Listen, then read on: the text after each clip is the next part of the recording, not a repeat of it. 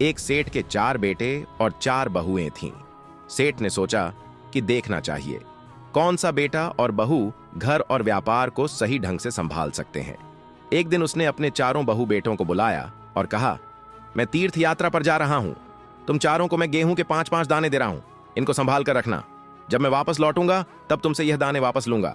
यह कहकर सेठ ने 5-5 गेहूं के दाने चारों बहुओं को दे दिए और तीर्थ यात्रा पर चला गया।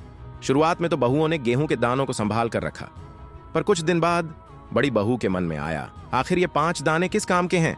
उसने उन्हें बेकार समझकर फेंक दिया।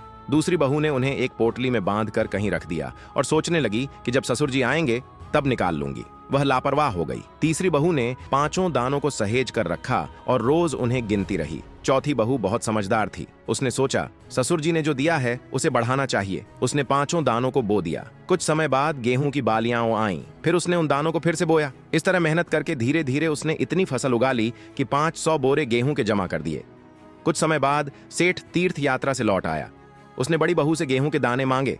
वह बोली, 5 दाने किस काम के थे?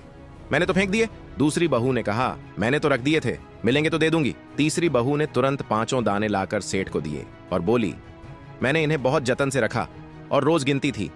फिर सेठ ने चौथी बहू से दाने मांगे। वह मुस्कुराई और बोली, पिताजी आइए मेरे साथ गोदाम चलिए। 5 दानों से मैंने 500 बोरे गेहूं के उगा लिए हैं। सेठ बहुत खुश हुआ। उसने अपनी सारी जिम्मेदारी छोटे बेटे और उसकी पत्नी यानी चौथी बहू को सौंप दी। निष्कर्ष, हमें अपने पूर्वजों से जो मिला है उसे व्यर्थ नहीं गंवाना चाहिए, बल्कि अपनी समझदारी और मेहनत से उसे बढ़ाना चाहिए। मिलेंगे अगली कहानी लेकर, तब तक के लिए राधे राधे।